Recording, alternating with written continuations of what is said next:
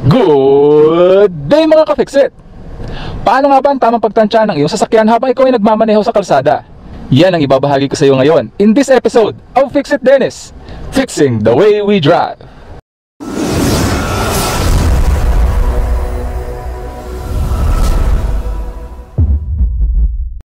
Okay mga ka-Fixit, so panibagong episode ito ng Fix It Dennis na kung saan ibabahagi ko sa iyo kung paano ang tamang pagtansya ng ating sasakyan, no, habang tayo ay nagmamaneho sa kalsada.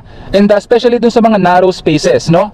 Masikip man 'yan, maluwag na kalsada, no, subdivision, public road, yan, i-demo ko yan sa iyo ngayon. Paano nga ba natin mapapanatili na nasa tamang lane yung ating sasakyan, no? Pagtansya ng ating sasakyan sa kalsada. Okay?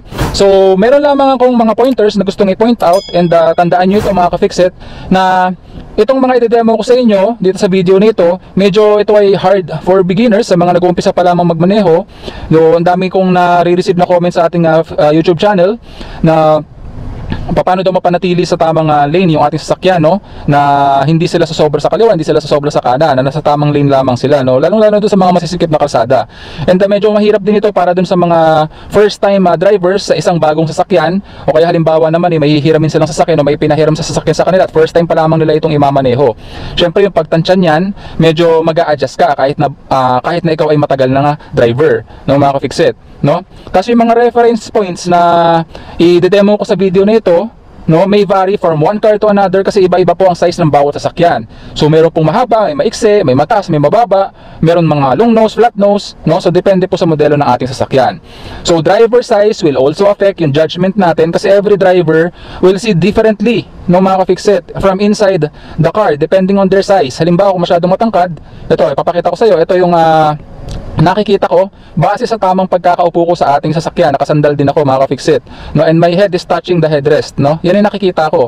Pero pag matangkad ka masyado, i-adjust ko yung aking katawan, no. Ayan, pag matangkad ka masyado at halos maabot mo na yung bubong ng iyong sasakyan, yan yung nakikita mo. Pag masyado ka namang maliit mga ka-Fixit, sabihin na lang namin maliit ako, ayan, yan yung makikita mo. So depende talaga sa size din ng taong nasa loob ng sasakyan yung sa makikita mo sa iyong sasakyan, kaya yung reference points will vary also sa driver size. Okay, so reference points shown in this video might not work for you but works for me, no. So i-adjust mo na lamang base sa iyong nakikita sa iyong sasakyan, base sa iyong size, base sa size ng iyong sasakyan. Okay, so itong video na to is for guide lamang mga ka-Fixit.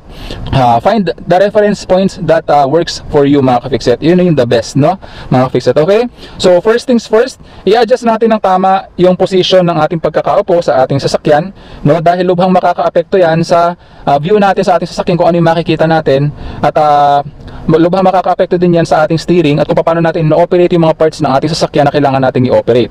Okay mga ka-Fixit, so adjust natin ng tama yung ating sasakyan by adjusting yung ating sitting position dito sa knob sa harapan. Ayan, yung clicking sound niya, kailangan maririnig mo yan. Ibig sabihin nag-lock in position na yung sasakyan, yung inuupuan. So para ma-unlock yan, tataas ko lamang, babante ko ng konti. Pag tama na yung position ko, pakakawalan ko na yan at kailangan may maririnig akong click.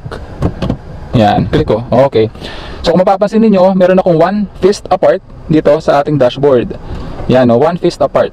So yun yung tamang position nung ating pagkakaupo para hindi naman tumama yung ating tuhod dito sa ating dashboard. Okay? Yan. So i-adjust din natin ng tama yung ating sandalan, no, dito sa knob nito. So itataas mo lamang yan para mapakawalan yung lock.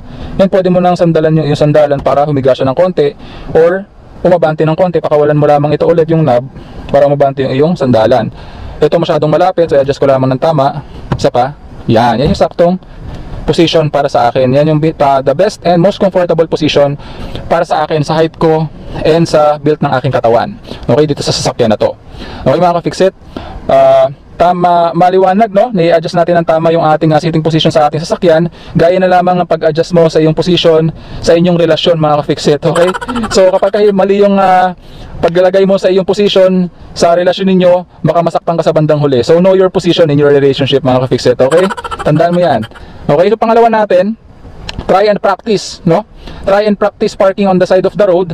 Locate your reference points and save on your memory bank. When I'm talking about memory bank, isave mo yan sa iyong utak, no?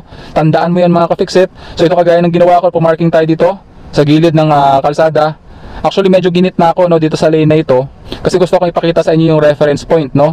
So ipapakita ko lamang sa inyo, bababa ako, papakita ko sa inyo yung position ng ating sasakyan.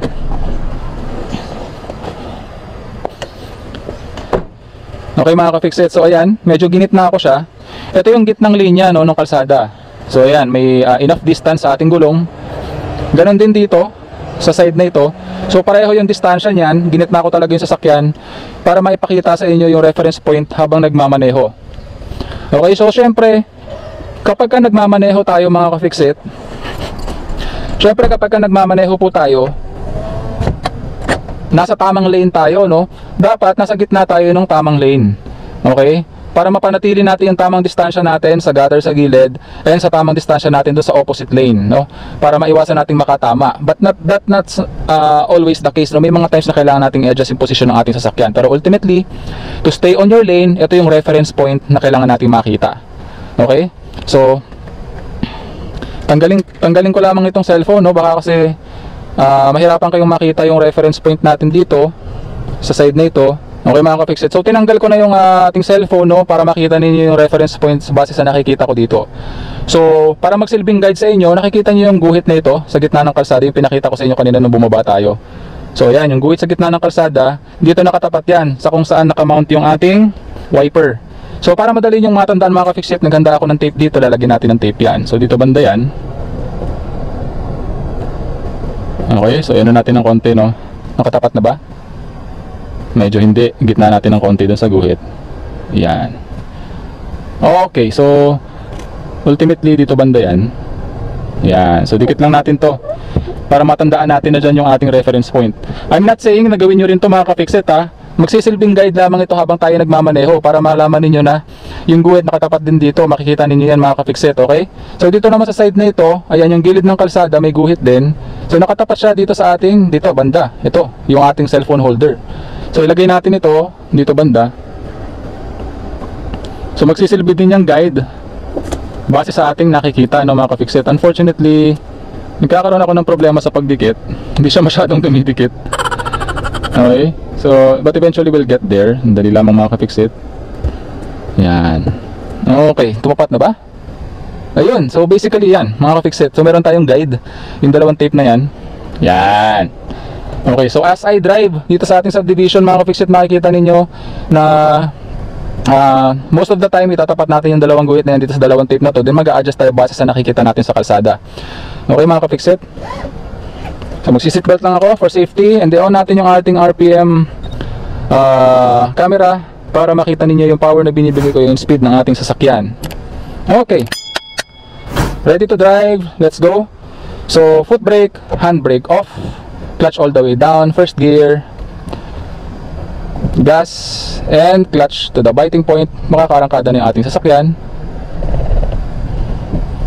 Okay mga ka-fixit, so I would like you to observe, no. Ayan, medyo nawala tayo sa linya kasi may basurahan sa gilid. Pero kapag nakakita na tayo ng safe opportunity, babalik tayo sa tamang linya mga ka-fixit. Okay? Ayan, so liliko lang ako dito pa kanan. Again, yung tamang pagliko, tapat natin side mirror natin. Look kung mayroong paparating, so wala. Ayun, pwede na tayong lumiko. Liko tayo pa kaliwa. Nakatapat na yung side mirror natin sa kanto. Ayan, yung gutter na yan, so pwede na tayong lumiko mga ka-fixit. Yan. So ito straight line mga ka-fixit, tingnan niyo kung saan nakatapat yung tape. Diba? Ayan, nakatapat sa gitna itong tape na to, nakatapat din naman sa gilid na guhit itong tape na to. Diba? Center of the lane. Nasa tamang lane tayo, nakasentro sa gitna mga ka-fixit. So yan yung reference point ko dito sa sasakyan na to, at base sa height ko and build ng aking katawan, kasi yan yung aking nakikita. So liko tayo dun sa susunod na kanto. Ibabalik ko muna dito sa lane na to, no? Kasi may kasalubong tayo. Yan, so pwede na tayo mag-start magliko, wala nang paparating. Ayan, medyo masikip dito mga ka-fixit, pero maluwag yung lane natin, makakadaan tayo. So tingnan niyo yung dalawang tape, oh, nakatapat pa rin. So yan, center of the lane pa rin tayo. Hindi tayo mawawala sa ating linya as long as we refer to our guide, no mga ka-fixit. So malaking bagay ito sa mga nag-aaral pa lamang magmaneho, no? And i-save mo yan sa iyong memory bank. Tandaan mo yan. As you gain more experience, no, subconsciously magagawa mo na yan without thinking about the reference points, no? Magiging voluntary muscle movement and reflex action yan ng iyong katawan base sa calculations na ginagawa ng iyong brain. Okay mga ka-fixit?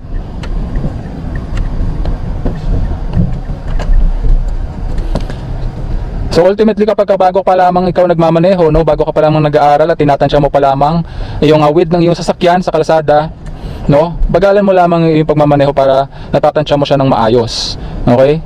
Kahit sa mga baguhan pa lamang doon sa bagong sasakyan, kahit matagal ka na nagmamaneho, pakiramdaman mo muna yung sasakyan, mag-adjust ka muna base doon sa laki ng sasakyan. Huwag mong imamaneho agad ng normal driving yung isang sasakyan na first time mo pa lamang nasakyan mga ka-fixit. Ganun palagi yun. Kailangan mag-a-adjust ka muna, mag-a-adjust yung utak, mag-a-adjust yung katawan. Okay? Depende na yan sa driver. Merong mga driver na mabilis makapag-adjust, merong it takes time to adjust, no? So depende. Yan mga ka-fixit. So nasa tamang lane pa rin tayo. One precaution lamang mga ka-fixit, habang nagmamaneho ka, wag naman lagi nakafocus ka lamang dun sa reference points mo na nakatitig ka dyan sa dalawang guhit na yan, sa dalawang tape na yan, no? Wag naman ganun. Focus on the road din. Focus on the road lang talaga habang nagmamaneho, no? Guide mo lamang yan, yung mga reference points na yan, pero wag ka dyan magfo-focus, no? Gaya na lamang ng pag-focus mo sa kanya. Wag ka masyadong focus. Wag mo masyadong didibdibin, no?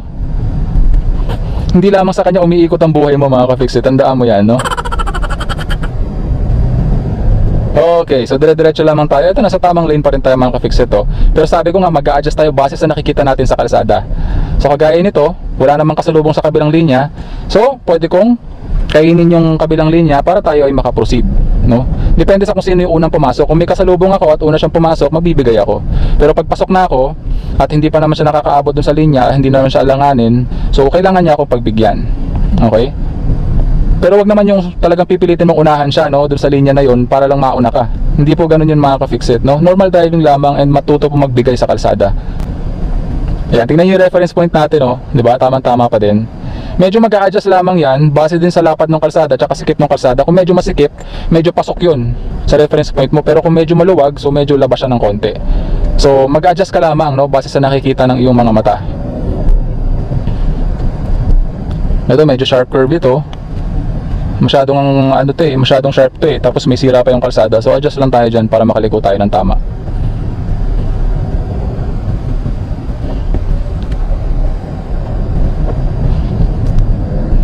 Okay. Very nice.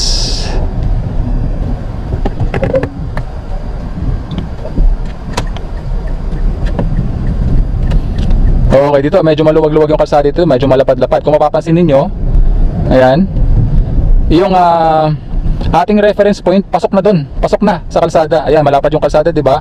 Yung tape na nilagay natin pasok na doon sa ating reference point. Ayan, oh. So nag-a-adjust lamang tayo base sa nakikita natin sa kalsada. Okay? So habang nagmamaneho ka, as you gain more experience mga ka-fixit sa pagmamaneho, you will be able to figure out base sa nakikita mo sa kalsada, no, mag-a-adjust yung iyong katawan base sa nakikita ng iyong mga mata, kasi yung information nakikita ng iyong mga mata will go to the brain, then the brain will process it at gagalaw na yung iyong katawan, no, base sa experience mo sa pagmamaneho and sa mga